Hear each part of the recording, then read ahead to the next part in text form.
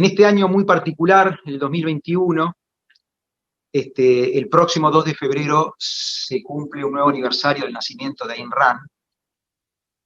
y quería invitarlos a festejarlo, a conmemorarlo de alguna manera, recordando quizás algunos conceptos básicos del legado filosófico que ella dejó, que se llama objetivismo, la filosofía de Ayn Rand, que yo creo que prácticamente único en la historia, una revisión completa de toda la filosofía y una filosofía absolutamente completa que abarca las 5 ramas de la filosofía en forma impecable, prácticamente tomando raíces exclusivamente de Aristóteles. Nos deja Ayn Rand en el siglo pasado, ya en el 1963, 62, por ahí ya prácticamente había terminado de armar todos los conceptos filosóficos del objetivismo. Y bueno, en este nuevo aniversario quería recordarles y quería invitarlos a que lean sus obras, lean sus novelas, fundamentalmente las últimas 2 grandes novelas, excelentes novelas, que son El manantial y La rebelión de Atlas. Lectura profunda, conceptual, pero además una trama muy interesante que deja ver o deja entrever en sus personajes distintos grados de objetivismo que uno va descubriendo, en ese tipo de heroísmo que Ayn Rand generó en esos personajes. Tuvo que armar una filosofía completa, tuvo que darle las bases fundamentales para que los personajes fueran coherentes y creíbles. ¿Y qué hizo Ayn Rand con el objetivismo? Prácticamente yo creo que hizo lo que ningún filósofo, con algunas pocas excepciones, ella más que nada se basa en Aristóteles, siguió la línea de pensamiento para armar una filosofía. ¿Y qué sería eso en términos prácticos? Sería buscarle el sentido a la vida, tratar de entender de qué se trata, dividido en las 5 ramas de la filosofía, pero sin apartarse un milímetro de los conceptos básicos que requiere ese tipo de análisis prácticamente científico.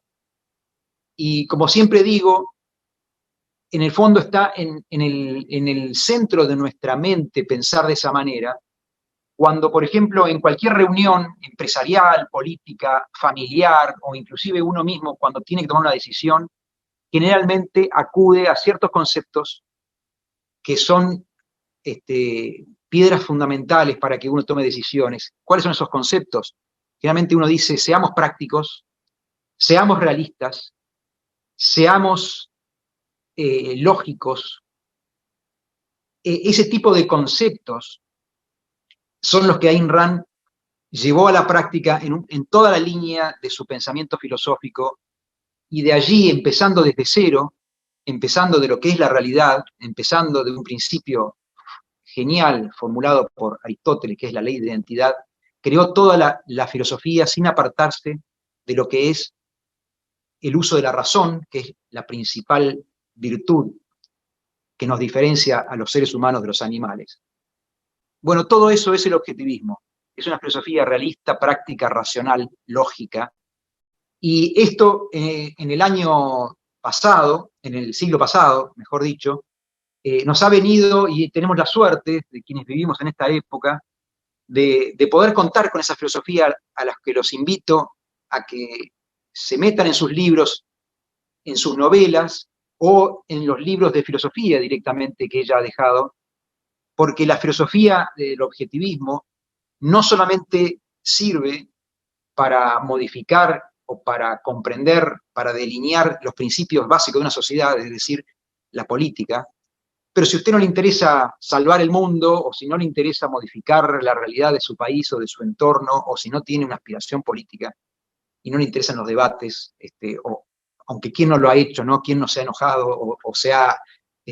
discutido fervorosamente en un asado o en una reunión familiar.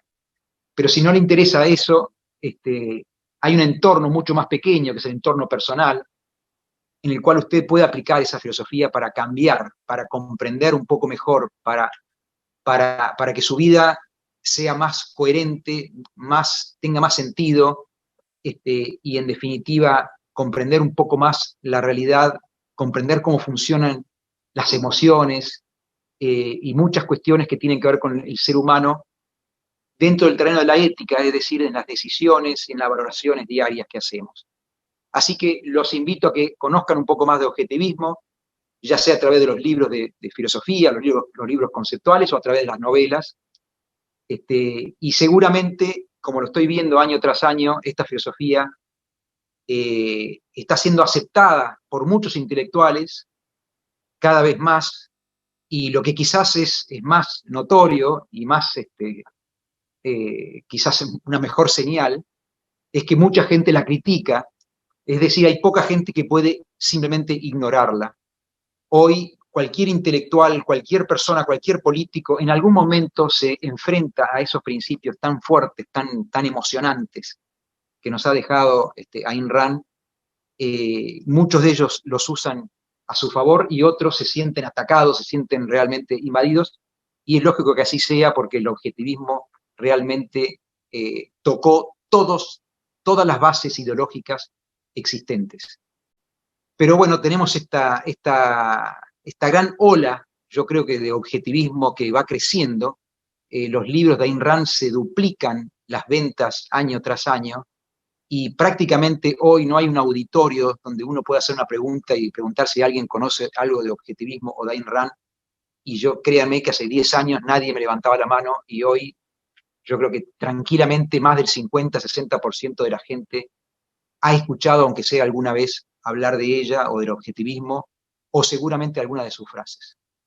Y bueno, suerte que vivimos en esta época y podemos contar con sus libros, con sus videos y con toda esa enseñanza que creo que le van a hacer un gran favor a la humanidad. Muchas gracias.